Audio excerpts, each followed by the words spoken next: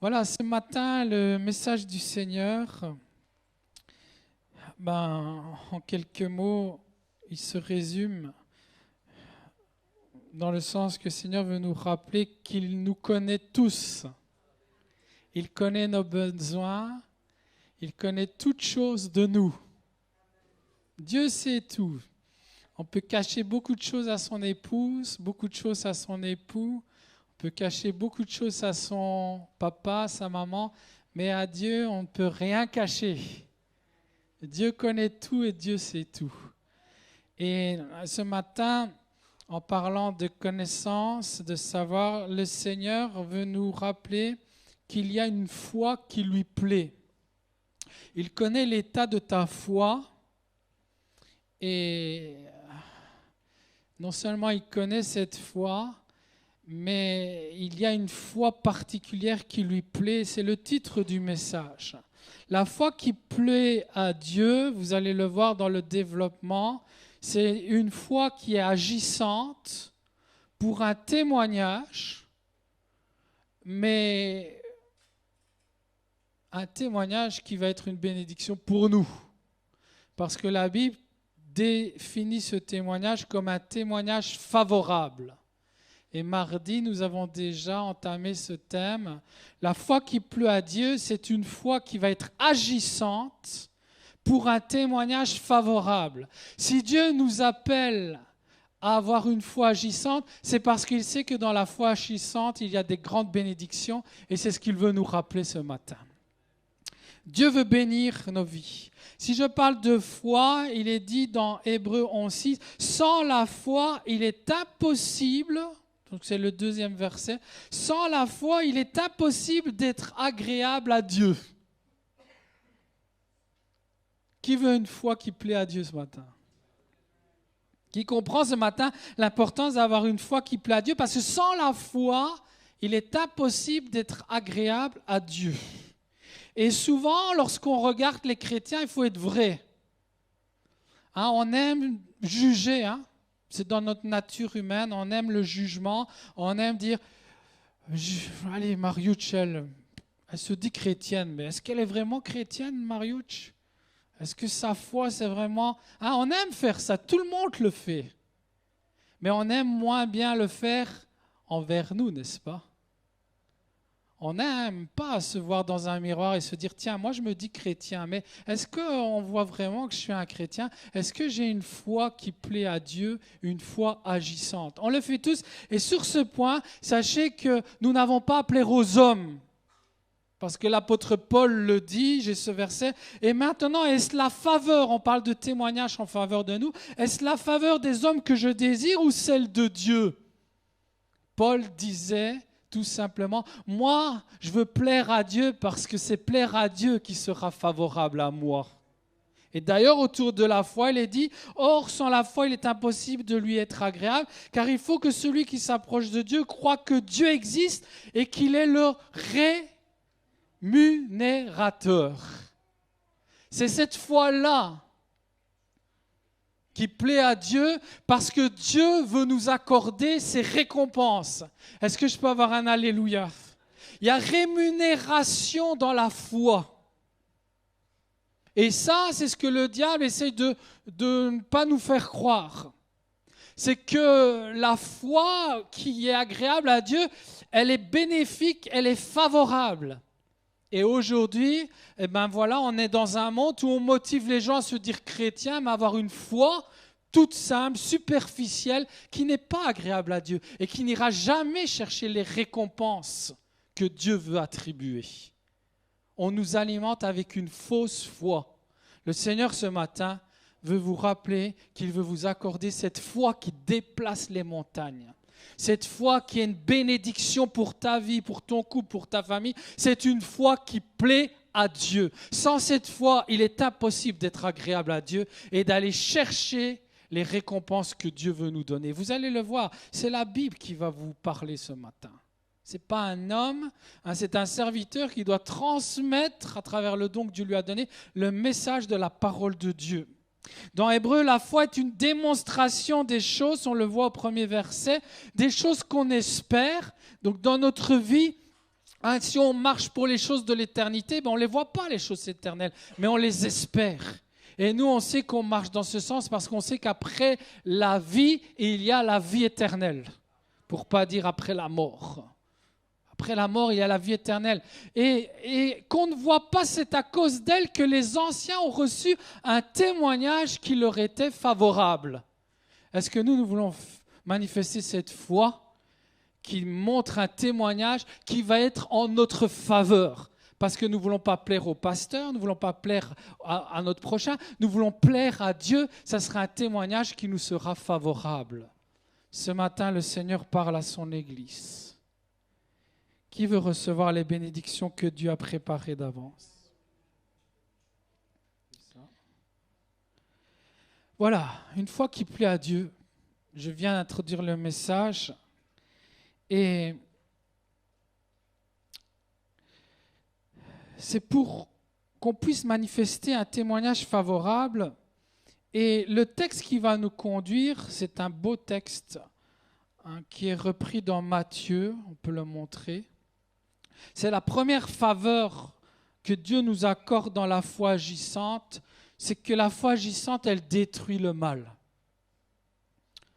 Il y a le mal qui est dans notre monde, il y a le mal qui est là, le tentateur est là, et la foi agissante va vaincre ce tentateur. C'est la première faveur. Et le texte qui va nous conduire dans Matthieu, c'est 4 hommes qui ont décidé de conduire un paralytique auprès de Jésus. Mais il y a tellement de monde dans cette maison et autour de cette maison qu'ils ne savent pas comment amener cet homme. Et ils vont se battre tous les 4 pour amener cet homme au pied de Jésus par le toit. Et regardez la preuve que Jésus regarde la foi et que les bénédictions de Dieu dépendent souvent de notre foi. C'est le texte de l'Évangile qui nous le dit. Jésus étant monté dans une barque, traversa la mer et alla dans sa ville. Et voici, on lui amena un paralytique couché sur un lit.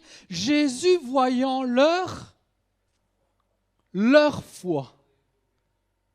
C'est leur foi qui va déclencher toute chose. C'est merveilleux. Dans ce texte, nous y retrouvons cette foi qui plaît à Dieu. Et là, le Seigneur va lui dire, dis au paralytique, prends courage, mon enfant, tes péchés te sont pardonnés. Il va voir la foi de ces 4 hommes et certainement la foi du paralytique qui se laisse faire. Cette foi agissante va dénouer le nouement, va débloquer le problème. Et là, nous voyons que cette foi qui plaît à Dieu, on peut déjà définir des points. C'est l'amour du prochain.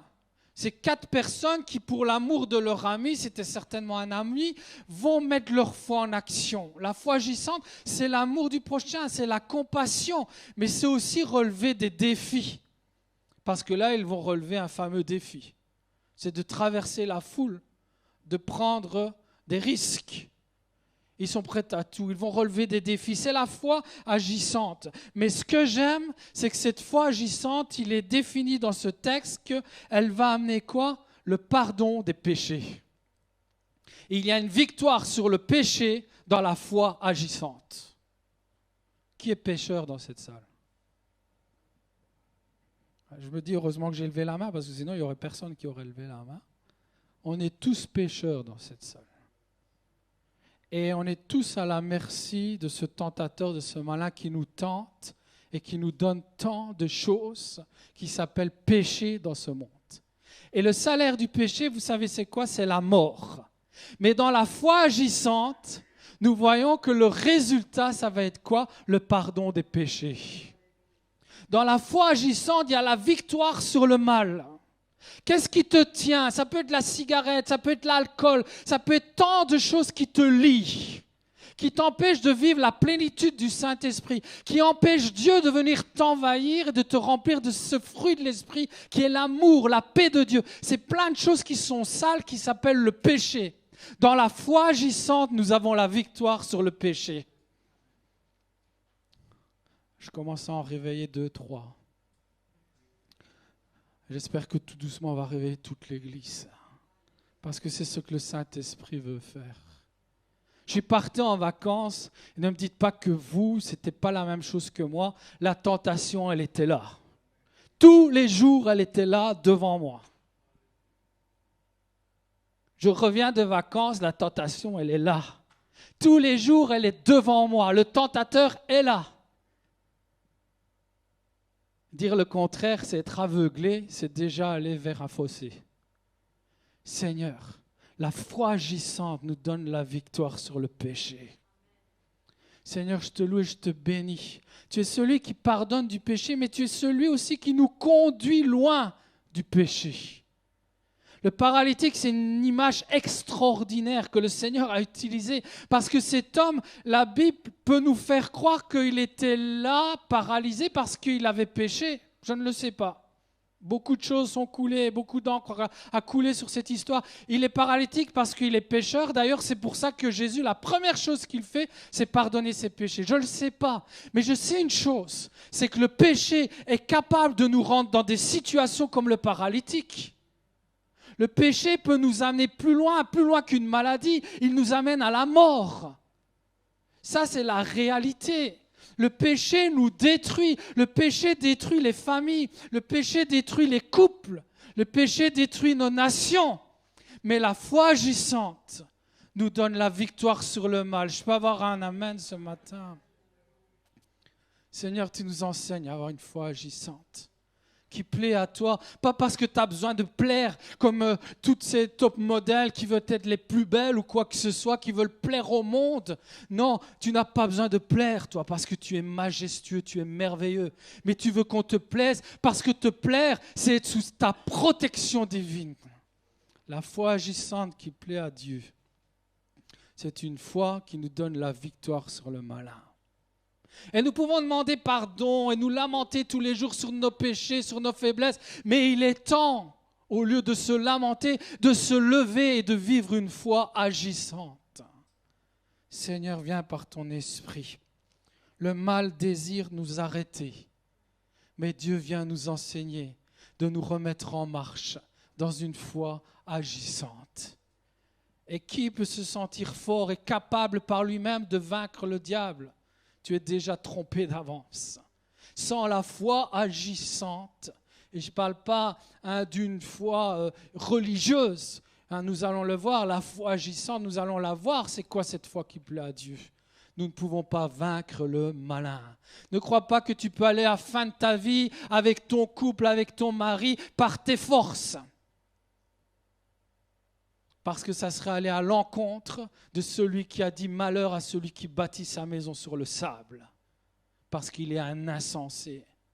Le Seigneur nous appelle à manifester une foi agissante qui bâtit sa vie sur le roc. Quand la tempête vient, quand le vent vient, la maison a résisté. Seigneur, la foi agissante nous donne la victoire sur le malin. Et là, je vais continuer la deuxième faveur. Parce que dans ce témoignage, il y a une faveur, c'est comme ça qu'il faut le voir. On va vaincre le malin. La deuxième faveur, c'est une foi agissante, elle est conquérante. Elle est conquérante. Non seulement elle résiste sur le malin, mais elle marche sur lui. Elle l'écrase. La promesse, c'est qu'à travers Jésus, nous allions écraser la tête de Satan. Celui qui vient tous les matins te décourager, celui qui vient t'oppresser, tu lui écrases la tête tous les matins parce que tu es un conquérant. La foi agissante, elle est conquérante.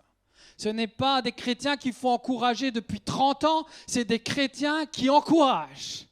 C'est des chrétiens qui sont le sel et la lumière du monde. Seigneur, la foi agissante, elle est conquérante. Regardez Pierre, lorsqu'il va avoir cette foi où le Seigneur va lui dire « Allez, maintenant, sors de tes limites. Marche sur les eaux. » Il va marcher sur les eaux par la foi. Mais quand il va commencer à regarder à gauche et à droite, à détourner son regard de celui qui est sa force, et il va s'enfoncer dans les eaux. Combien de fois nous avons la tête en dessous de l'eau ? Combien de fois nous sommes en train de manquer de respiration alors que nous sommes appelés à aller sauver des gens qui se noient au-dessus de l'eau. Pierre, par la foi, va marcher sur les eaux. C'était un conquérant. Et Jésus va dire, tu es Pierre et sur cette pierre, je bâtirai mon église et rien ne prévaudra contre elle, ni les portes des séjours des morts. L'église doit dépeupler l'enfer. Démonter les portes des séjours des morts, alors qu'elle est en train de se protéger et d'essayer de ne pas avoir trop de coups. Elle est appelée à aller sauver les âmes qui sont perdues. La foi agissante reçoit cette faveur, c'est d'aller dépeupler l'enfer et d'être conquérante. Tu veux voir ton fils, ta fille, ton mari sauvé? Il n'y a qu'un message. C'est de prêcher l'évangile et c'est de manifester un témoignage qui te sera favorable, qui amène une conquête. C'est une foi agissante. On tombe dans le piège souvent. Oui, mais moi, ils ne veulent rien savoir à la maison. Excuse-moi, mais moi, je ne peux pas faire ces choses et tout. Tu es lié dans tes pensées captives. Le seul moyen d'amener ces personnes dans la présence de Dieu, c'est que ta vie manifeste la présence de Dieu. C'est une foi agissante. La foi agissante. Car la foi, la vraie foi agissante, elle vient de ce qu'on entend. Et ce qu'on entend vient de la parole de Dieu. Dans ta vie, la foi agissante, c'est celle qui se manifeste en pratiquant ce que la parole de Dieu enseigne. Seigneur, c'est régner sur les ténèbres. Qui veut régner sur les ténèbres? Qui veut régner sur les forces du malin? C'est parce que l'Église est appelée à être, c'est une Église qui est conquérante. Elle règne sur les ténèbres. Ce n'est plus la peur qui règne dans ta maison, l'angoisse, la crainte, c'est la paix de Dieu.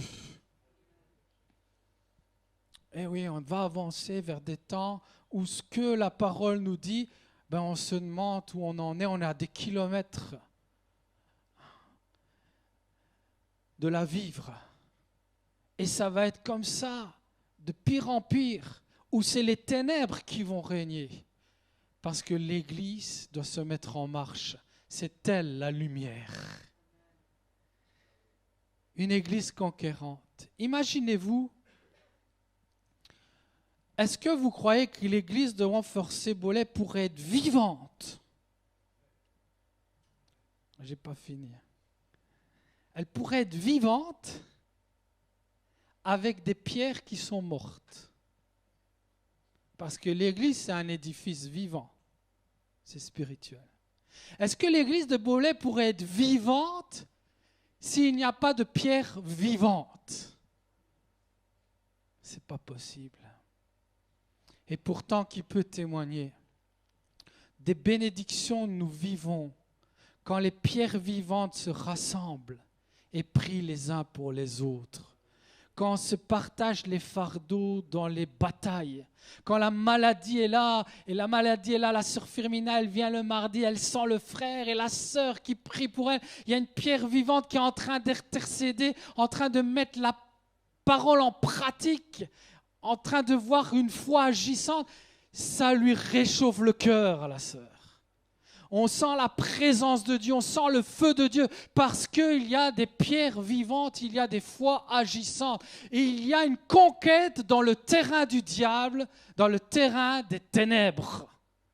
Est-ce que nous allons laisser les ténèbres nous envahir?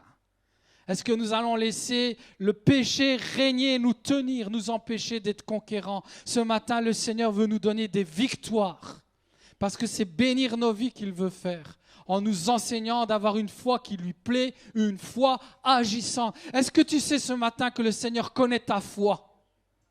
Est-ce que tu le sais que le Seigneur voit où il voudrait te voir? Est-ce que tu sais que le Seigneur est là pour te relever ce matin? Est-ce que tu crois que ce matin, cette parole est une parole de bénédiction? Parce que le Seigneur veut changer ta vie.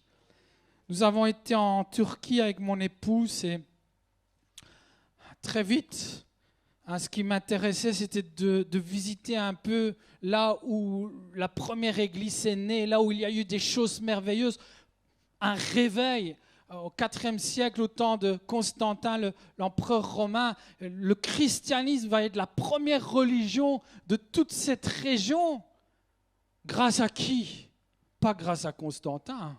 Constantin, il a juste appliqué la loi. Ok, maintenant on est tous chrétiens dans l'Empire romain.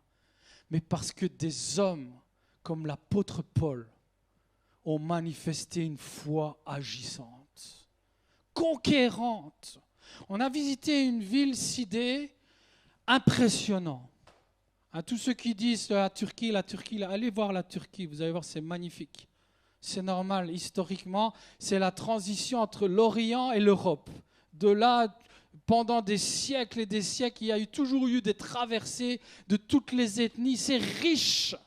On a visité une ville, on marchait dans la ville romaine. J'étais même saisi, ma fille, je l'ai mise sur une colonne. On ne m'a jamais empêché de mettre ma fille sur une colonne et faire une photo. Ça, je trouve que c'est un peu bête, parce que c'est des richesses à préserver. Mais quand je voyais l'ampleur de ces vestiges, il y avait une marque de l'Empire romain, impressionnante. Est-ce que Paul a été impressionné pour annoncer l'Évangile? Allons lire les actes.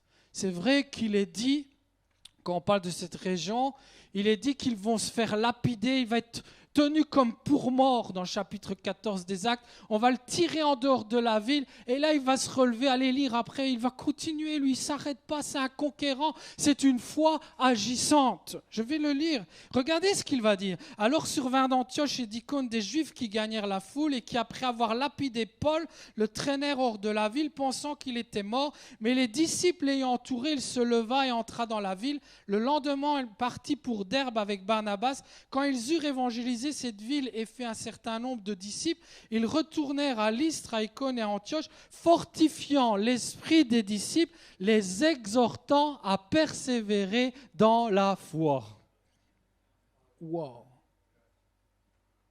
Qui a été lapidé ici? On est loin d'être lapidé, hein? On est bien dans notre fauteuil. On est bien dans notre maison. Où est la foi conquérante? Il y a une bénédiction. Parce que c'est nous qui allons dominer l'esprit de ce monde. Nous sommes trop dominés par l'esprit de ce monde. La belle-mère de Pierre, comme Paul, étaient des gens qui manifestaient leur foi par leurs actions. Il est dit de la belle-mère de Pierre que dès qu'elle va être guérie, elle se leva et elle se mit au service du Seigneur.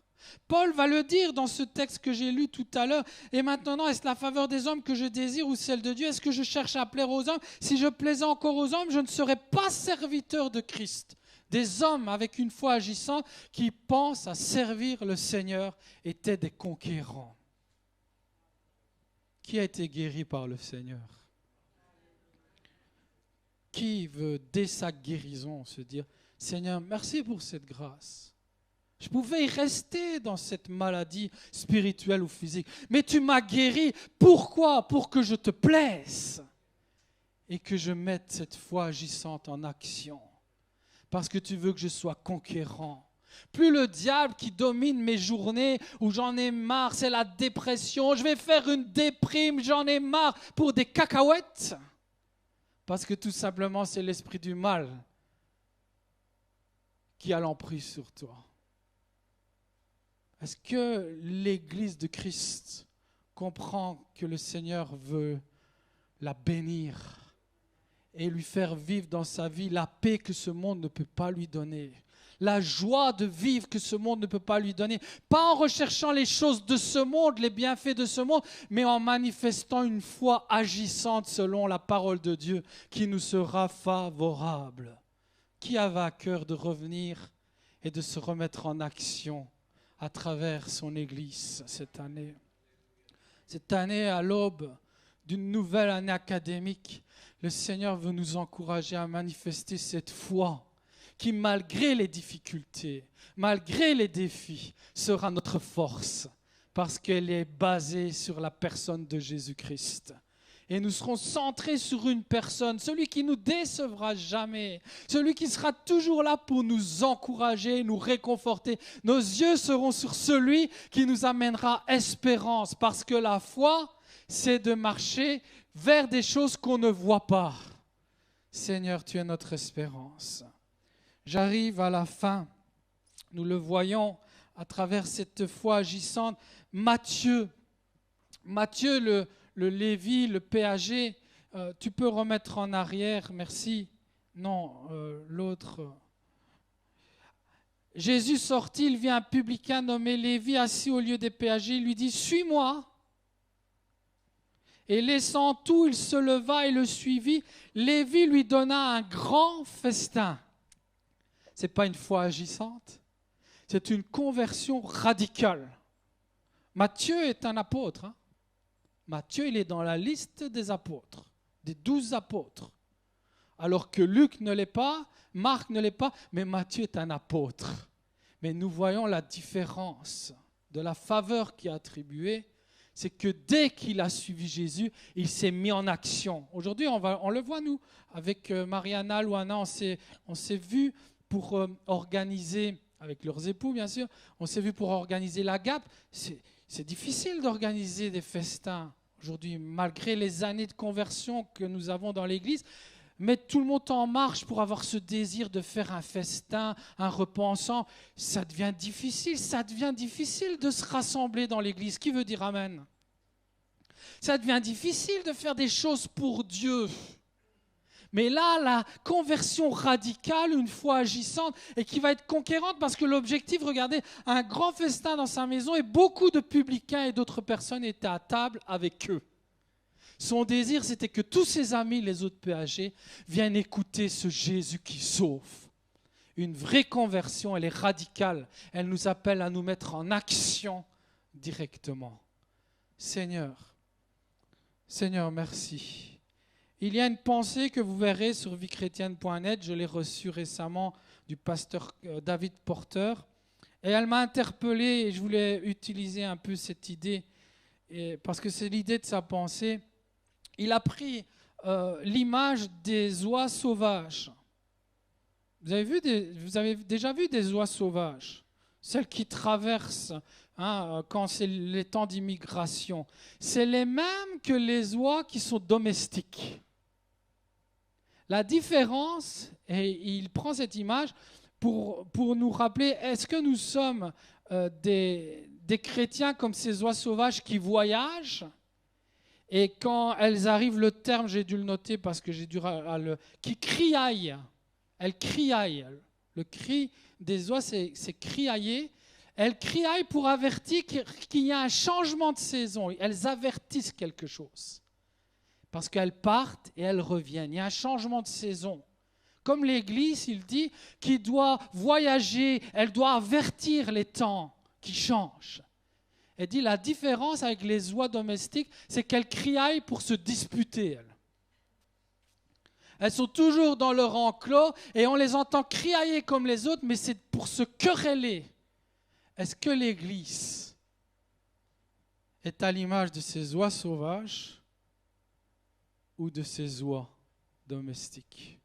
Est-ce que l'Église est conquérante? Est-ce qu'elle va? Est-ce qu'elle avertit? Ou est-ce qu'elle reste dans son poulailler pour se quereller? Quelle belle image, n'est-ce pas? Et j'arrive au troisième et dernier point. Une foi agissante et conquérante, elle nous donne la victoire sur le péché, mais une foi agissante, c'est une foi qui est animée par le Saint-Esprit. Est-ce que vous croyez que c'est une faveur d'être animé du Saint-Esprit? Que tous les chrétiens peuvent recevoir cette faveur. Parce que la foi, souvent on dit la foi par l'Esprit, la prière par l'Esprit. Il n'y a pas de foi agissante sans prière.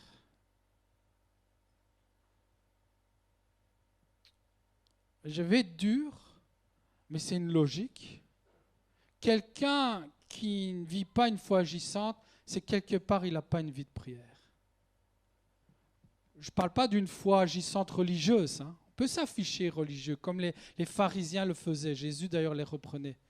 Mais je ne parle pas de cette foi religieuse. La foi agissante qui est favorable, c'est une foi qui est animée par une vie de prière. Parce que sans l'action du Saint-Esprit, impossible de vivre cette foi conquérante. J'aimerais vous dire, moi en tant que pasteur, des fois j'ai difficile à prêcher l'évangile. Des fois il y a cet esprit aussi, pasteur ou pas pasteur, qui m'envahit, esprit de timidité, de peur. J'ai besoin aussi, moi comme vous, de demander au Seigneur la puissance du Saint-Esprit pour savoir et pouvoir annoncer franchement l'évangile de Jésus-Christ. Sans la puissance de l'Esprit qui se réclame dans la vie de prière, il est impossible de vivre cette foi agissante. Regardez, c'est la Bible qui nous le dit. Dans Matthieu 9, 37, Jésus va dire à ses disciples, « La moisson est grande et il y a peu d'ouvriers. Priez donc le maître de la moisson d'envoyer. » Nous ne devons pas aller par nos forces, par nos capacités cette année. Nous ne pouvons pas faire des activités par nos capacités, nos talents, mais nous devons demander au Seigneur, prier le maître de la moisson, qu'il nous remplisse du Saint-Esprit. Mais alors, la faveur, elle est là. Quand le Saint-Esprit nous envahit, on n'a plus besoin d'autre chose. On a tout ce qu'il nous faut. Et c'est ça la bénédiction de la foi agissante par la puissance du Saint-Esprit. Nous avons besoin du visa de Dieu. C'est les œuvres de Dieu, c'est lui qui doit envoyer, c'est lui qui doit mettre son cachet. Vous savez, nous en Turquie, on a dû avoir un visa pour rentrer. J'ai dû demander par Internet un visa pour ma petite, pour Marie-France et moi-même. Et c'est le gouvernement turc qui a dû me accorder ce visa pour rentrer sur son terrain, disons son royaume, son État. Est-ce que vous croyez que nous pouvons rentrer dans l'œuvre de Dieu sans le visa de Dieu? Nous avons besoin d'une vie de prière. Voilà pourquoi la foi agissante, c'est une foi qui est basée sur la parole de Dieu. Et la parole de Dieu, très vite, va nous enseigner l'importance de vivre la vie de prière. Ceux qui vivent la vie de prière, vous pouvez témoigner quand vous vous mettez à part pour prier. Sincèrement, est-ce que vous vous ressentez aussi toute cette pression qui tombe déjà? Moi, je suis étonné déjà de voir des chrétiens à 9h, 10h, ils sont déjà en train de manquer d'air. Ils sont déjà oppressés. La prière dans la présence de Dieu, c'est une bénédiction pour nos vies. Cette année, le Seigneur, en nous parlant de revenir à une foi agissante, c'est nous ramener à ce que sa parole nous enseigne. Parce que la foi saine, en bonne santé, vient de ce que la parole nous enseigne. Nous allons commencer demain une semaine de jeûne et de prière. Est-ce que ce n'est pas l'occasion pour beaucoup de prendre un nouveau départ et de se remettre à construire une foi qui plaît à Dieu? Qui plaît à Dieu parce que Dieu voit qu'il arrive à vous bénir, parce que vous êtes en train de réclamer une foi construite par son Esprit Saint. Qui veut dire ce matin, Seigneur, moi je veux vivre un nouveau départ? Je reconnais que même au fond de moi, souvent je savais que ma foi ne te plaisait pas. Et j'arrivais à croire que je pouvais te tromper, mais ce matin, ton esprit vient me rappeler avec beaucoup d'amour combien tu veux me délivrer du menteur, du trompeur, celui qui nous pousse à nous cacher, à faire croire qu'on arrive à cacher même à Dieu certaines choses. On ne cache rien à Dieu.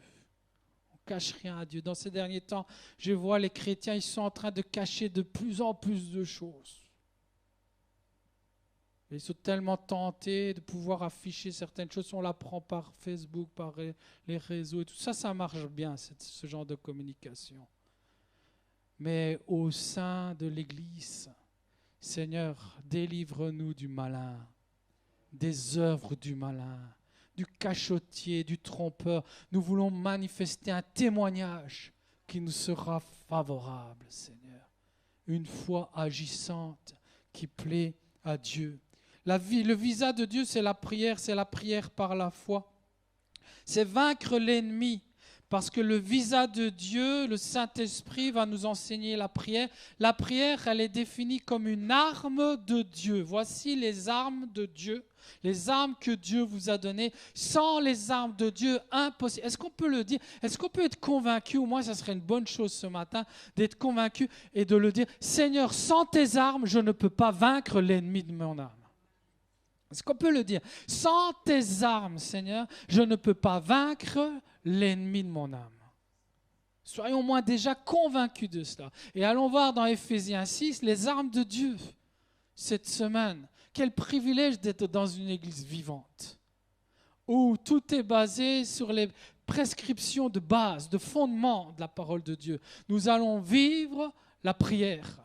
Nous ne recherchons pas de tomber parce que Jésus nous a relevés pour nous mettre en marche. Comme il l'a dit à ce paralytique, lève-toi et marche. Nous ne sommes pas une église qui recherche du surnaturel et qui ne connaît plus rien de la parole. Nous sommes une église qui veut mettre en pratique la parole. Ainsi, il est écrit. C'est elle qui va me fortifier dans ma foi, cette foi agissante et conquérante. Qui veut vivre cette semaine? Seigneur, moi, je veux me mettre à part. Et je veux te demander, je ne vais pas regarder à gauche, à droite, moi-même, Seigneur, je veux te plaire. Je veux manifester une foi qui te plaît, une foi agissante. Cette semaine, demandons au Seigneur son visa. Ne nous endormons pas dans notre confort, mais veillons à notre foi. Que le signe d'une foi saine est une foi agissante selon la parole de Dieu. J'arrive à la conclusion de ce message. À qui voulons-nous plaire cette année? À Dieu, ça sera la meilleure façon. Parce que plaire à Dieu, c'est aller chercher les grandes bénédictions pour nos vies. Une foi qui est agréable à Dieu, que Dieu récompense, c'est une foi, on l'a vu, sans la foi impossible d'être agréable à Dieu, à ce Dieu qui donne des bénédictions rémunérateurs. La foi est une démonstration des choses qu'on espère, qu'on ne voit pas. C'est un témoignage qu'on va manifester cette année dans notre engagement, dans notre vie de tous les jours. On peut avancer. La foi qui plaît à Dieu, c'est une foi qui donne sa fille. Dans Hébreux 11, il va être dit, c'est par la foi que Abel a offert à Dieu un sacrifice. On n'est plus dans ces temps d'offrir des sacrifices, un agneau, quoi que ce soit. Et le texte, il est fort parce qu'il parle que Dieu va faire une faveur à Abel contrairement à Caïn. Dans la foi agissante, dans l'offrande, nous voyons qu'il y a une faveur qui vient. C'est par la foi qu'Abel a offert à Dieu un sacrifice. Quel sacrifice tu peux faire à Dieu? Le plus beau des sacrifices, c'est dans Romains 12, c'est un sacrifice vivant. Qui veut donner sa vie à Dieu par la foi ce matin? Cette foi agissante, le deuxième qui est dit dans Hébreux 11, tu peux avancer, c'est à l'image de Noé. C'est par la foi que Noé a construit l'arche. Qu'est-ce que tu veux construire cette année? Est-ce que tu veux laisser le Saint-Esprit construire son œuvre pour ton couple, pour ta famille? Il y a un péché dans ta famille. Il y a quelque chose qui te tient. Et cette chose, aussi petite qu'elle est, crois-moi, que le diable arrive à t'empêcher de laisser Dieu construire ce qu'il veut dans ta vie. Crois-moi, je sens une conviction sans crainte devant Dieu de ce que je dis ici. Il y a quelque chose qui te tient. Et on a des policiers au milieu de nous. Demandez-leur. Avant, on avait les grosses menottes là, qu'on voyait à des kilomètres. Aujourd'hui, moi, j'ai déjà vu qu'on attachait avec des colsons, un petit plastique comme ça. Quand tu es lié, tu es lié. Ce n'est pas la grandeur qui compte. Et le diable, il le sait. Mais le Saint-Esprit vient te révéler ce matin que Jésus veut construire quelque chose de merveilleux dans ta vie. Tu veux sauver ta vie, ok, tu te dis, moi je suis fort, on verra après. Mais pense un peu plus, ouvre ton esprit. Est-ce que tu n'as pas à sauver ton couple? Est-ce que tu n'as pas à sauver tes enfants? Est-ce que tu n'as pas à sauver tes petits-enfants? Moi, je vois ma petite fille, elle dit oui et ouais. Et alors, elle dit, Léna, on dit ouais? Non, on dit oui. Mais la pauvre, c'est qui lui a appris à dire ouais? C'est maman et papa. Elle a pris où, elle? Elle a entendu. Elle a entendu. Les enfants, ils entendent et ils voient tout. Noé, Dieu voulait construire quelque chose pour son salut et sa famille. Est-ce que tu crois que dans ta foi agissante, Jésus veut construire quelque chose de merveilleux qui va être un salut pour toi et toute ta famille? Est-ce que tu crois cela? La foi agissante, comme Noé qui était un homme juste et intègre dans son temps, Noé marchait avec Dieu. C'était un témoignage. Tout le monde pouvait le dire. On pouvait dire, David Tedesco, il marche avec Dieu. On le voit, il est intègre, il est juste. Il y a un témoignage qui est favorable. C'est cette foi-là qui plaît à Dieu et qui a été favorable aux anciens et qui veut l'être pour nos vies encore ce matin. Le dernier que j'ai pris, c'est par la foi qu'Abraham, lors de sa vocation, obéit et partit pour un lieu qu'il devait recevoir en héritage. Dieu nous a donné un héritage. Là où il nous place, il nous donne de régner en Jésus-Christ. Est-ce que c'est nous qui régnons ou est-ce que c'est le malin? Seigneur, tu nous as envoyés comme tu as envoyé Abraham. Il est parti par la foi. Nous voulons obéir à ce mandat d'aller, de faire de toutes les nations des disciples. Voilà une foi agissante. La fin de ce message ce matin, c'est une foi agissante. C'est une foi agissante pour un témoignage favorable. Un témoignage favorable. Une église vivante ne peut être vivante qu'avec des pierres vivantes. Et c'est l'église vivante que Jésus vient rechercher parce que c'est celle-là qui lui plaît. Ce matin, allons en prière dans la